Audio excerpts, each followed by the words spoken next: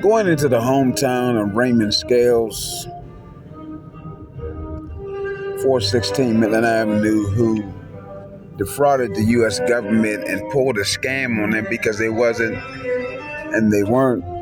educated enough to understand what Sharia law is or Judean law. And Raymond Scales told John Hussack, listen, you tell the assistant U.S. Attorney Elliot McClain, I said, make sure he fix this case and fix this indictment. I'm not going to prison for no dumbass white boy. He's not going to be jerking my head, snapping me in my neck, putting microwave heat on my heart, forcing my legs not to be able to operate, causing swelling. I'm not going through that white boy scheme. So I've already got DEA and John Goodwin on my side. I already paid off the attorney in Ohio or Steubenville, $85,000. My Aunt Gladys took it to him, and Gladys Daniels Jackson.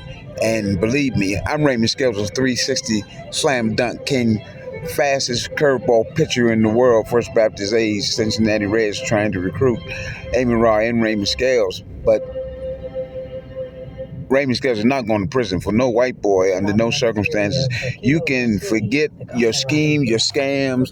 You can do whatever you think you want to do, but it's not going to happen. So I told Raymond Scales, I said, well, as long as you talk to Assistant U.S. Attorney Elliot McClain, you told him what you was doing in Steubenville. I mean, the DEA, they don't really care. I mean, they ain't trying to bust nobody in no Midland, Pennsylvania. This is just a small little town. It's a state jurisdiction case anyway. I mean, the government could take it over and defraud the case and forge an indictment and tell somebody that I'm Charles Brown and I was born in New York City. They can do that. I mean, that's always the option and a plot. People normally do that. In North America, that's a custom, committing perjury and telling lies and scamming, stealing land, regulating drugs, regulating the Whiskey Rebellion. It's always a plot.